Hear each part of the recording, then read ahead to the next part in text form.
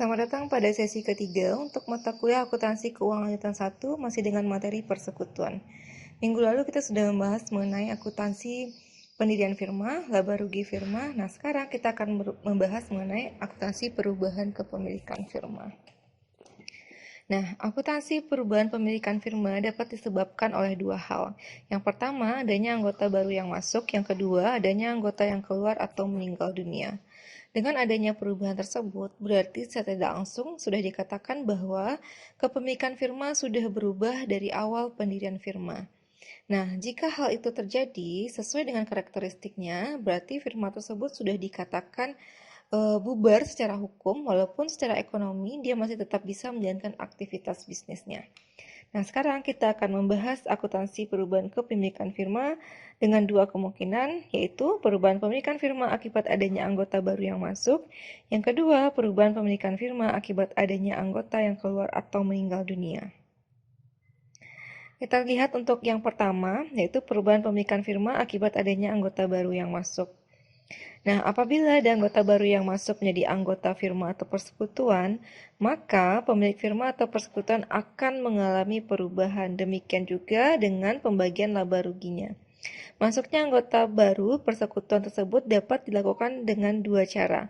Yang pertama, dengan membeli hak anggota lama.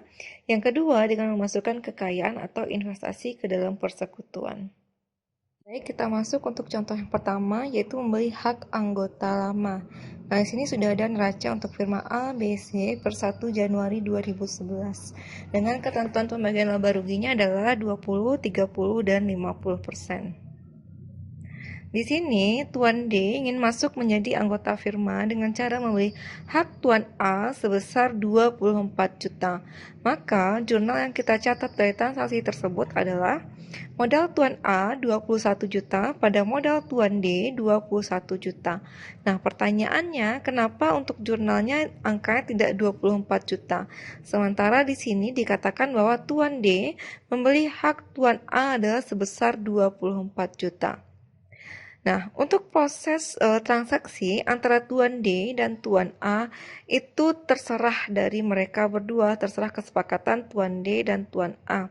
Namun, untuk pencatatan yang dilakukan dalam firma akan kita catat atau hanya kita catat sebesar modal yang ada pada neraca. Jadi walaupun dia belinya 20 juta, dia belinya di atas dari harga modal, di bawah dari harga modal, tetap yang dicatat itu adalah sebesar modal yang ada di neraca. Kita lihat modal Tuan A di sini adalah 21 juta. Nah, di sini tadi dikatakan bahwa Tuan D masuk menjadi anggota firma dengan cara membeli hak Tuan A sebesar 24 juta. 24 juta ini adalah besaran transaksi antara Tuan D dan Tuan A. Dan yang kita catat adalah, atau yang firma catat itu sebesar berapa modal Tuan A yang ada pada neraca. Jadi berapapun transaksi penjualannya tidak ada pengaruhnya ke firma. Tetapi yang dicatat oleh firma adalah sebesar yang ada pada neraca. Nah, sekarang kita lihat contoh yang kedua. Di sini dikatakan Tuan D masuk menjadi anggota firma A, B, C dan diterima semua anggota firma dengan cara membeli 1/4 bagian Tuan A dan 3/4 bagian Tuan B. Ini gampang, kita tinggal masukkan angkanya. 1/4 dari 21 juta berapa? 3/4 dari angka Tuan B berapa? 19.500.000 berapa? Lalu kita jumlahkan, itulah hak yang menjadi punyanya Tuan D. Berikut untuk perhitungannya. Nah, berarti kan Tuan A tadi seperti saya katakan, 1/4 dari modal Tuan A berarti 1/4 dari 21 juta, nilainya adalah 5.250.000. Kemudian 3/4 dari 19.500 adalah 14.625.000 rupiah. Berarti modal Tuan D adalah sebesar 19.875.000 rupiah. Tinggal dijumlahkan aja 5.250 ditambah 14.625.000. Berarti modal Tuan D sebesar 19.875.000. Nah, jika sudah terjadi perubahan komposisi modalnya, berarti kita juga harus hitung bagaimana komposisi untuk laba ruginya. Berarti Tuan D akan memperoleh 1/4 bagian dari bagiannya Tuan A. Berarti tadi dikatakan Tuan A, B, C pembagian modal adalah 20, 30, dan 50. Berarti nanti si Tuan D juga dapat 1/4 dari 20%, ditambah 3/4 dari 30%. Berarti haknya si Tuan D sebesar 27,5%. Berarti nanti haknya si Tuan A 20% dikurang 5%, berarti tinggal 15%. Dan haknya Tuan D 30% dikurang 22,5% berarti sebesar 7,5%. Nah, nanti kita lihat komposisi laba ruginya. Ya, 15%, 7,5%, 50%, dan 27,5%. Itulah komposisi laba ruginya setelah masuk si Tuan D. Berikutnya. Nah, kalau tadi kita sudah masuk contoh dengan cara membeli hak anggota lama. Kalau sekarang kita akan masuk ke contoh dengan cara memasukkan kekayaan atau investasi ke dalam firma. Nah, ada beberapa kemungkinan pencatatan besarnya modal anggota baru yang diakui oleh firma. Yang pertama, modal anggota baru dicatat sebesar kekayaan yang disetorkan ke dalam firma. Yang kedua, modal anggota baru dicatat lebih besar dari kekayaan yang disetorkan ke dalam firma. Dan yang ketiga, modal anggota baru dicatat lebih kecil dari kekayaan yang disetorkan ke dalam firma. Nah, untuk poin B dan C, nanti itu akan timbul bonus atau yang dikatakan dengan goodwill. Contoh pertama, untuk kemungkinan pertama, yaitu modal anggota baru dicatat sebesar kekayaan yang disetorkan ke dalam firma. Di sini kita asumsikan sebuah firma itu terdiri dari A, B, dan C, yaitu masing-masing Tuan A 21 juta, B 19.500.000, dan Tuan C 25 juta. Di sini kita contohkan Tuan D masuk menjadi anggota firma dengan menyetorkan uang sebesar 20 juta dan diakui haknya sebesar 20%. Maka jumlah yang dicatat adalah kas pada modal Tuan D sebesar 20 juta. Ini tidak selalu kas pada modal ya. Jika di soal diinformasikan Tuan D masuk menjadi anggota firma dengan cara menyerahkan 1 unit motor senilai 20 juta dan diakui haknya sebesar 20%, berarti di sini kita tulis motor pada modal Tuan D. Jadi jurnal itu tergantung dari informasi transaksinya. Kalau di sini dikatakan modal yang kita store dicatat sebesar modal anggota baru itu dicatat sebesar modal yang disetorkan, berarti kita tulis sesuai dengan berapa angka yang disetorkan. Jadi katakan disetorkan berapa? 20 juta. Berarti jurnalnya adalah kas pada modal Tuan D sebesar 20 juta. Nah, kita lihat lagi bagaimana sih kalau seandainya terjadi perubahan modal, berarti terjadi juga perubahan komposisi laba ruginya. Nah, sebelum masuknya Tuan D, tadi labanya adalah 20, 30, dan 50%. Sekarang setelah masuknya Tuan D sudah diketahui kita peroleh laba ruginya adalah 20%. Nah, untuk Tuan A berarti tinggal kita hitung 20% dikali 80%. Kenapa 80%? Karena 20%-nya sudah diambil Tuan D. 100 dikurang 20 berarti kan 80. Berarti 20% kali 80% berarti haknya Tuan A 16%, haknya Tuan B 24%, dan Tuan C adalah 40%. Kita lanjutkan. Di sini dikatakan adalah modal anggota baru dicatat lebih besar dari kekayaan yang disetorkan ke dalam firma. Nah, kelebihan itu dapat diperlakukan dengan dua cara. Yang pertama, kelebihan tersebut dianggap sebagai bonus yang diberikan kepada anggota baru. Yang kedua, kelebihan tersebut dianggap sebagai pembentukan goodwill untuk anggota baru. Contoh, dengan menggunakan informasi sebelumnya, Tuan D masuk dengan menyetorkan uangnya sebesar 20 juta dan diakui haknya sebesar 27% dari total modal firma yang baru. Nah, maka kita akan hitung dulu jumlah modal yang baru. Ini modal Tuan A 21 juta, tambah Tuan B 19.500.000, tambah Tuan C 25 juta, dan ditambah Tuan D sebesar 20 juta, maka modal yang barunya adalah 85.500.000 rupiah. Hak atau modal Tuan D yang diakui firma adalah 27%. Berarti 27% dikali 85.500.000 rupiah berarti senilai 23.085.000. Jadi modal yang diakui adalah 23.085.000. Sementara yang dia setorkan adalah 20 juta. Terjadilah kelebihan atau selisih sebesar 3.085.000.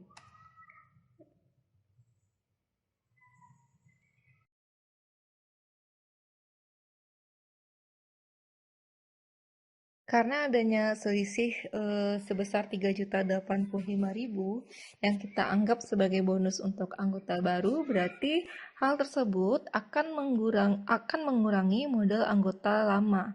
Nah, berikut untuk perhitungannya. Berarti Tuan A 20% dari 3.085.000 berarti modalnya akan berkurang sebesar 617.000. Tuan B sebesar 925.500 dan Tuan C sebesar 1.542.500. Nah, jurnalnya adalah kas sebesar 20 juta, modal Tuan A 617.000, modal Tuan B 925.500, dan modal Tuan C 1.542.500 pada modal Tuan D sebesar 23.085.000 rupiah. Oke, lanjut. Nah, apabila kelebihan tersebut tidak kita anggap sebagai bonus untuk anggota yang baru, berarti kelebihan tersebut akan kita lakukan sebagai pembentukan goodwill. Nah, jurnalnya adalah kas 20 juta, goodwill 3.085.000 pada modal Tuan D sebesar 23.085.000 rupiah. Nah, sekarang untuk kemungkinan yang ketiga, yaitu modal anggota baru dicatat lebih kecil dari kekayaan yang disetorkan ke dalam firma. Ada dua kemungkinan juga. Yang pertama, pencatatan tersebut dianggap kelebihan atau bonus untuk anggota lama. Yang kedua, kelebihan tersebut dianggap sebagai pembentukan goodwill. Bedanya, kalau yang tadi, seandainya modal anggota dicatat lebih besar dari setorannya, berarti bonus untuk anggota baru. Kalau sekarang dicatat lebih kecil, berarti itu dianggap bonus untuk anggota yang lama. Oke. Untuk poin pertama dulu, kelebihan tersebut kita anggap sebagai bonus untuk anggota lama. Kita masih pakai contoh sebelumnya. Tuan D masuk dengan menyetorkan uang sebesar 20 juta dan diakui haknya sebesar 20% dari total modal firma yang baru. Sama seperti tadi, langkah pertama berarti kita hitung dulu berapa jumlah modal firma yang baru.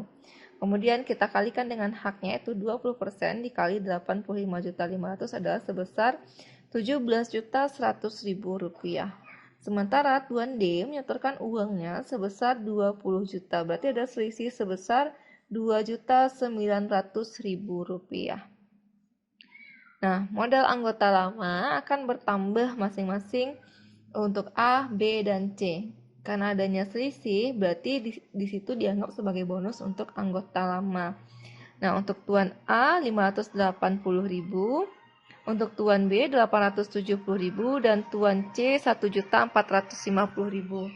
Jurnalnya adalah kas 20 juta pada modal Tuan A 580.000, modal Tuan B 870.000, modal Tuan C 1.450.000, dan modal Tuan D 17.100.000 rupiah.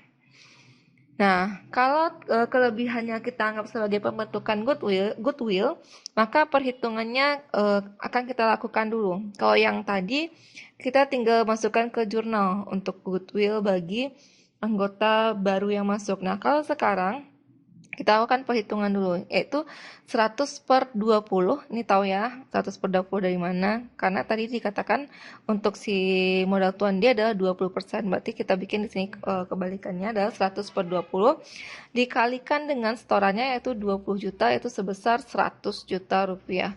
Modal firma sesungguhnya adalah 85.500.000 rupiah. Maka goodwill yang harus kita bentuk adalah senilai 14.500.000 rupiah. Maka kita akan hitung untuk tuan A 20% kali 14.500.000 yaitu 2.900.000. Untuk tuan B 30% kali 14.500.000 yaitu 4.350.000. Dan untuk tuan C 50% kali 14.500.000 yaitu sebesar 7.250.000 rupiah. Maka jurnal dari transaksi tersebut adalah kas 20 juta, goodwill 14.500.000 pada modal tuan A 2.900.000, modal tuan B 4.350.000, modal tuan C 7.250.000 dan modal tuan D sebesar 20 juta rupiah. Kalau tadi kita sudah membahas perubahan pemilikan firma akibat adanya anggota baru yang masuk. Sekarang kita akan lihat perubahan pemilikan firma akibat adanya anggota yang keluar atau meninggal dunia. Sama seperti tadi, berarti akan ada tiga kemungkinan. Yang pertama, anggota firma yang keluar memperoleh hak sebesar saldo modalnya. Yang kedua, anggota firma yang keluar memperoleh hak lebih besar dari saldo modalnya. Dan yang ketiga, anggota firma yang keluar memperoleh hak lebih kecil dari saldo modalnya. Kita masuk ke contoh yang pertama, yaitu anggota firma yang keluar memperoleh hak sebesar saldo modalnya. Oke. Perlu diketahui, apabila ada anggota firma yang keluar atau meninggal dunia, maka dia akan memperoleh haknya sebesar saldo modalnya. Saldo modal yang dimaksud di sini adalah saldo modal akhir. Maka hal utama yang harus kita lakukan adalah kita harus hitung dulu berapa saldo modal akhir anggota tersebut setelah disesuaikan dengan laba atau rugi sampai saat anggota tersebut keluar atau meninggal dunia. Oke. Nah, untuk pencatatan jurnalnya adalah modal tuan D, misalnya tuan D keluar, catat modal tuan D pada hutang, pada tuan D atau kas. Ini tergantung dari metode pembayaran yang kita lakukan. Kalau untuk contoh pertama cukup seperti ini saja, karena memang di sini dikatakan kita memberikan sebesar haknya, berarti kita akan catat sebesar berapa modal akhir yang sudah kita hitung. Oke, untuk yang kedua, anggota firma yang keluar memperoleh hak lebih besar dari saldo modalnya. Ada dua kemungkinan juga, kelebihan tersebut dianggap sebagai bonus yang diberikan kepada anggota yang keluar. Yang kedua, kelebihan tersebut dianggap sebagai pembentukan goodwill karena anggota-anggota yang tinggal tidak ingin saldo modalnya berkurang. Kita lihat untuk yang pertama ya, kelebihan dianggap sebagai bonus untuk anggota yang keluar. Kita contohkan, firma A, B, C, D membagi laba rugi kepada anggotanya dengan perbandingan 3:2:2. Semua anggota telah menyetujui C keluar dari keanggotaan firma. Pada saat C keluar, struktur modal akhir sebagai berikut. Tuan A 40 juta, Tuan B 55 juta, Tuan C 47 juta, dan Tuan D 50 juta. Tuan C keluar dari firma dan disetujui oleh anggota lain. Saldo modal Tuan C sebesar 48.500.000 rupiah. Ini saldo modal akhirnya ya yang dimaksud. Oke. Nah, kita lihat perhitungannya. Hak Tuan C yang diakui adalah 48.500.000 rupiah. Sementara saldo modal akhirnya adalah 47 juta. Sesuai ya dengan informasi sebelumnya. Oke, saldo modal akhir adalah 47 juta. Berarti ada selisih sebesar 1.500.000 rupiah. 1.500.000 rupiah itu dianggap sebagai bonus untuk anggota yang keluar atau bonus untuk si Tuan C. Nah, jika terjadi hal tersebut, maka modal anggota yang tinggal akan berkurang. Nah, pengurangnya untuk perhitungannya masing-masing sebagai berikut. Untuk Tuan A, 3/8 dikali 1.500.000 berarti 562.500. Tuan B 3/8 kali 1.500.000 562.500. Dan Tuan D 2/8 kali 1.500.000 berarti 375.000 rupiah. Tahukah angka 3/8 dan 2/8? 3, 3, 2 itu adalah perbandingan untuk modal Tuan A, D, dan C. Kenapa per 8? Karena dia tadi perbandingan adalah 3, 3, 2, 2. Berarti kan totalnya adalah 10. Nah, si Tuan C keluar, ya kita lihat ya, nih 3, 3, 2, 2. Berarti kan itu adalah 10. Tuan C keluar berarti kita kurangi. Berarti kan 10 dikurang 28. Makanya ini 3/8, 3/8, 2/8. Gampang sih, ini simple karena ini adalah matematika dasar ya. Tidak perlu saya jelaskan secara detail lagi. Nah, jurnal dari transaksi tersebut adalah Modal tuan A 562.500, modal tuan B 562.500, modal tuan C 47 juta, modal tuan D 375.000 pada hutang pada tuan C atau kas sebesar 48.500.000 rupiah. Kenapa modalnya ada di debit? Kalau modal di debit berarti itu tandanya modalnya berkurang. Kalau modalnya ada di kredit berarti modalnya bertambah. Itu persamaan dasar akuntansi, saya rasa kalian paham untuk penjurnalannya. Oke, kita lanjut berikutnya. Nah, kalau dia dianggap sebagai pembentukan goodwill, maka jurnalnya adalah modal tuan C 47 juta, goodwill 1.500.000 rupiah pada hutang pada tuan C atau kas sebesar 48.500.000 rupiah.